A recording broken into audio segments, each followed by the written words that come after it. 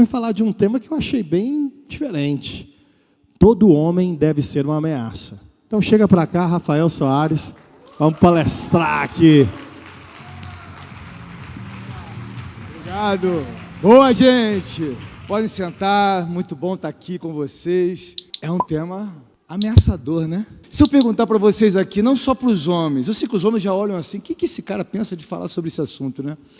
Se eu perguntar para os homens aqui, que eu falo assim, o que para você é ser homem? Aliás, cadê os homens daqui? Levanta a mão, cadê os homens? Tem homem aí também na internet? Tem homem também na internet? Bota a mãozinha aí. E para as mulheres, o que é ser homem? Pois é, a mulher geralmente vai falar o homem que ela espera, o que ela deseja. E o homem geralmente vai falar o seu conjunto de sistema de valores que ele aprendeu com alguma referência. Isso não necessariamente é de fato o que é ser homem no modelo original. E por incrível que pareça, o Pablo Marçal falou aqui agora há pouco sobre o papel da mulher. E com muita clareza, com muita simplicidade, a gente tem a resposta.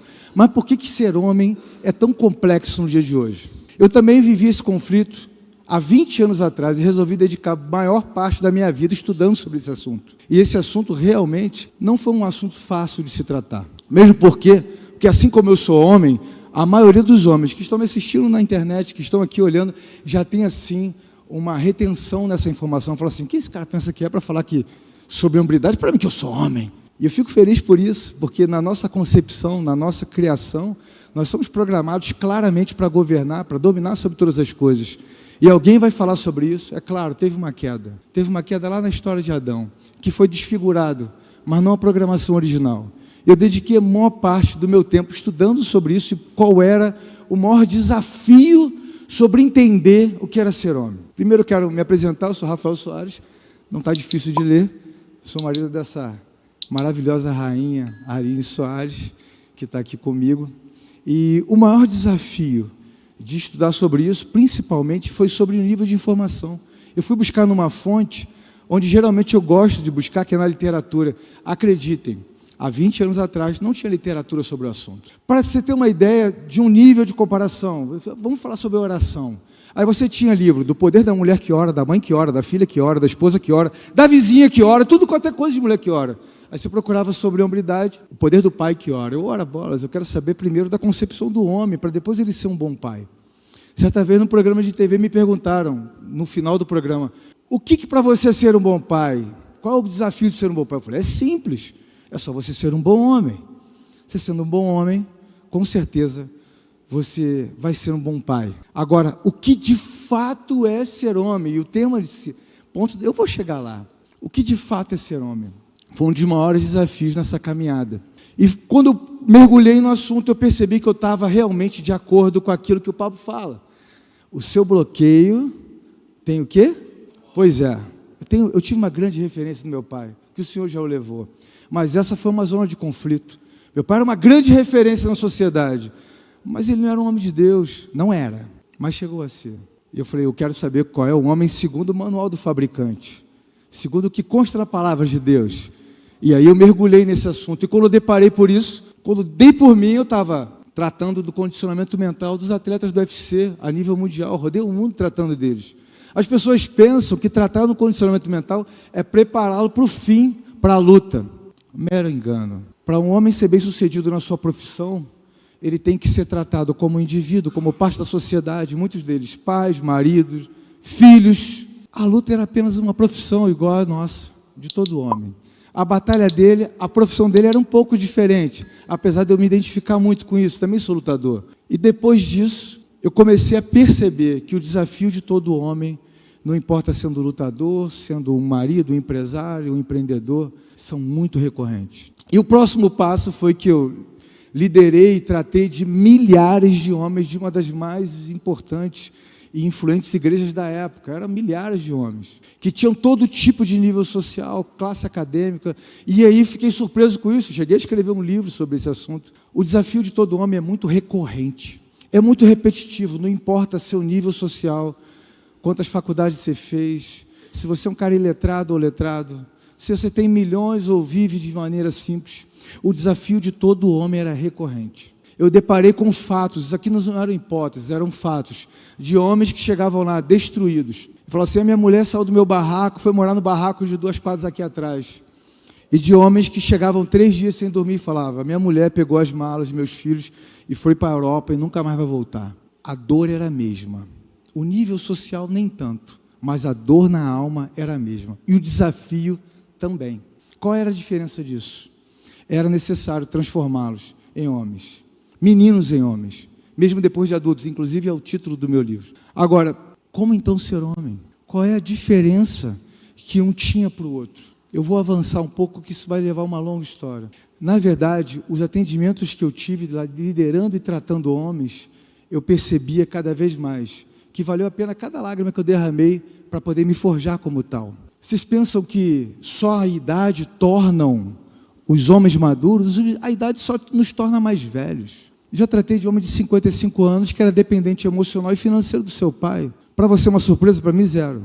Nenhuma surpresa, porque a idade só te torna mais velho. A maturidade chega com a tomada de decisões. Eu vou dar aqui 2 dicas aqui para poder avançar sobre o que é ser homem e alguns pilares que eu encontrei. Primeiro, eu encontrei 1 Samuel 16. Tinha um cara que era segundo o coração de Deus, um homem segundo o coração de Deus. Pô, é uma boa direção. Vocês concordam? Legal. Era Davi. Falaram que tinha um cara ali. Falaram assim, ele era o quê? Ele era um homem valente. Ele era um homem de guerra, brabo. Eu vejo muitos homens sendo castrados, tolhidos, não só pela sociedade, em lugares onde deveriam incentivar o modelo original de homem. Ele era brabo. Homem de guerra. Brabo, brabo. Davi era um cara brabo. Vocês concordam? Um pouco que vocês sabem de Davi. Pois é. Mas ele também era sisudo em palavras. Homem de palavra, firme, referência. Você sabia que tem muitos divórcios que acontecem porque a mulher não suporta carregar o sobrenome do marido? Porque ele é meia boca. Ele fala e não cumpre. Ele deve à praça. É uma vergonha carregar o nome. Sisudo em palavras. Mas também tem outros atributos que muitos esquecem. Porque ser homem assim é só ser um bruto. Ele era um homem músico. Ele sabe tocar, sensibilidade artística. Eu também não sou muito dado a esse negócio. Eu não tenho sensibilidade musical tão grande. Mas ele tinha sensibilidade. E por fim, de gentil presença. O homem deve ser duro. Mas se sentar numa mesa, ele tem que saber lidar. Até com a sogra, com o parente, com os desafios da vida.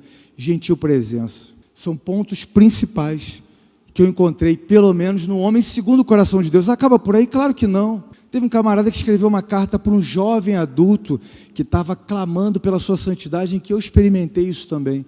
Apóstolo Paulo, quando escreve 1 Timóteo 4,12, ele fala assim: ninguém despreze por você ser jovem. Talvez nós não somos tão jovens na idade, mas talvez jovens na fé, talvez jovens na tomada de decisão, talvez jovens nessa nova caminhada, porque quando o homem decide ser homem, ele amadurece, mesmo com um homem de 50 anos, 60 anos, ou com 18 anos. Vemos jovens políticos se posicionando como homem de verdade. E ele continua falando, ninguém despreze, mas seja uma referência. Cadê as referências desse homem? Cadê as referências que nós não temos nessa sociedade? Aí você fala, você está enganado. Olha só, vocês concordam que a sociedade está um caos? A nação está um caos? É só olhar à sua volta. Por que a nação e a sociedade estão um caos? A sociedade é regida por famílias. E quem é o cabeça da família? Quem não ouvia? Os homens estão até retidos em falar. Vamos embora, gente. Quem é o cabeça da família? Se a família está um caos, a sociedade também está um caos. Eu quero convidar vocês, eu falo sobre isso, todo homem deve ser uma ameaça, porque o homem que não tem clareza de identidade, ao invés dele ser uma ameaça para proteger a sua família, ele se torna uma ameaça para os de dentro. Será que só eu que percebo isso? Os homens têm defraudado o seu próprio lar, destruído famílias. Para concluir, que meu tempo está se esgotando, eu quero convidá-los a ficar de pé. Feche seus olhos. Eu quero que vocês fechem seus olhos e se concentrem. Feche seus olhos e ouçam comigo. Comece a ficar com os ouvidos aguçados e escutem o clamor da sociedade por homens que se posicionam. Imagine nas esquinas o clamor das mães que tem lá 2, 3 filhos e o homem, um menino, um moleque, abandonou. O clamor da mãe que clama por um homem que se posicione de verdade. O clamor das crianças que falam, onde está meu pai para me proteger? Está jogando bola, está brincando, nada contra futebol, eu também pratico esporte, mas abandonou os filhos para viver uma depravação. Um adúltero que larga a família não passa de um ladrão que rouba o seu tempo, a sua virilidade, sua estrutura para dar para uma desconhecida, aquilo que pertence à família. Agora, vamos estender aos hospitais, às clínicas de aborto. Cadê o homem para se posicionar e proteger o que ele deveria deixar de herança? Ouça esse clamor, ouça a sua volta, inclusive no meio político. Onde estão os homens para se posicionar com firmeza e retidão de caráter, para também ser reconhecido como homem segundo o coração de Deus? Olha o clamor que a sociedade tem, com a ausência de homens que se posicionam. E por fim, ouça a criança que está dentro de você. Talvez seja um menino ferido que está te impedindo de se tornar homem. Seja você a referência que você precisava ter enquanto ainda era menino. Muito obrigado. Deus abençoe. Acredito que tem muito homem que vai mudar a sua percepção a partir de agora. Como ficou no YouTube gravado, assista novamente, porque a mensagem é forte.